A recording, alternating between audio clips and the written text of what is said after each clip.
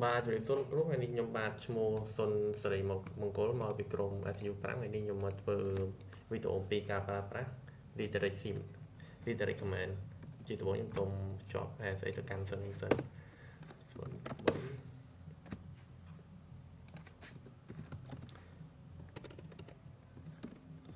ជាដំបូងខ្ញុំសូមធ្វើការបង្ហាញឈ្មោះ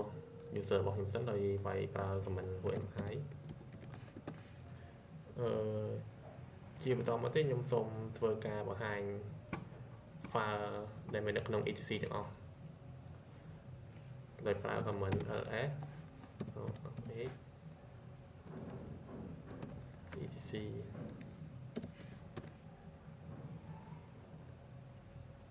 ហើយនេះគឺជា file ទាំងអស់របស់ខ្ញុំហើយជាបន្តមកទៀតខ្ញុំសូមធ្វើការ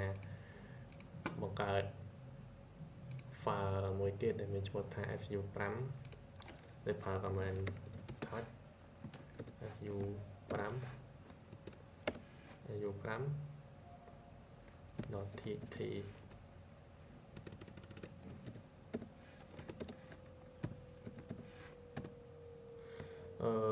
file យើងបានបង្កើតទុកជ័យយើងជាបន្តទៅទៀតខ្ញុំសូមធ្វើការ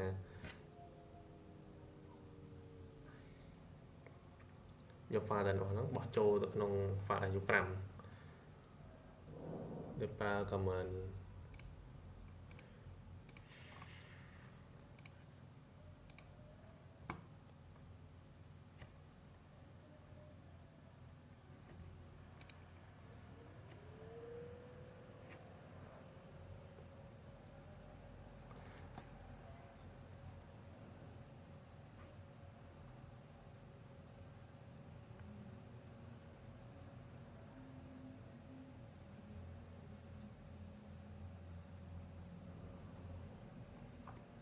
ប្រើ command បាទយើងធ្វើការបោះ file អស់នេះចូលទៅដោយប្រើ command ls ls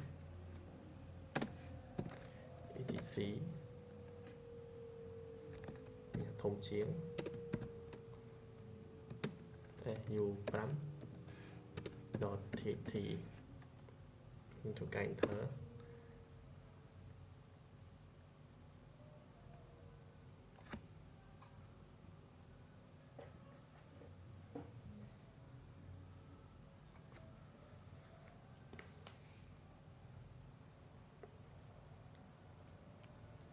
ហើយខ្ញុំធ្វើការខែទៅលើ file su5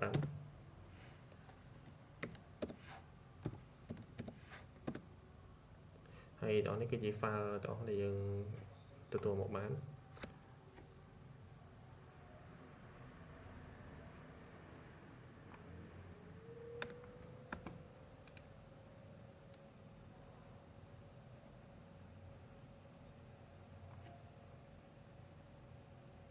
ហើយតមកខ្ញុំធ្វើការបបន្ថែមចូលទៀត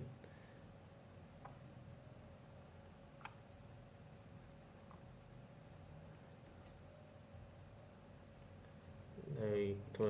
ការប្រើ command ls ls etc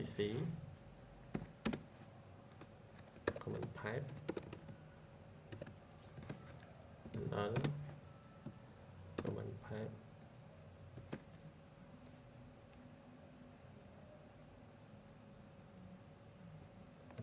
head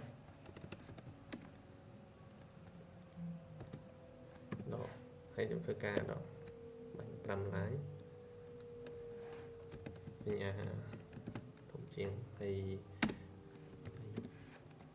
5.txt ហើយខ្ញុំធ្វើការ cache file su5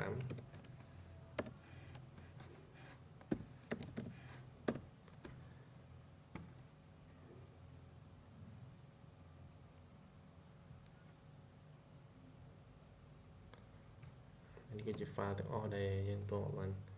ហើយខ្ញុំធ្វើការ add ម្ដងទៀតប៉ុន្តែខ្ញុំ add មកពីខាងក្រោយវិញ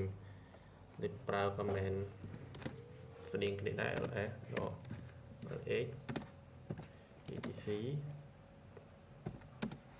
command pipe enter អ្នកគ្នា comment head ហើយយើងដូរពីពាក្យ head មក tail វិញ15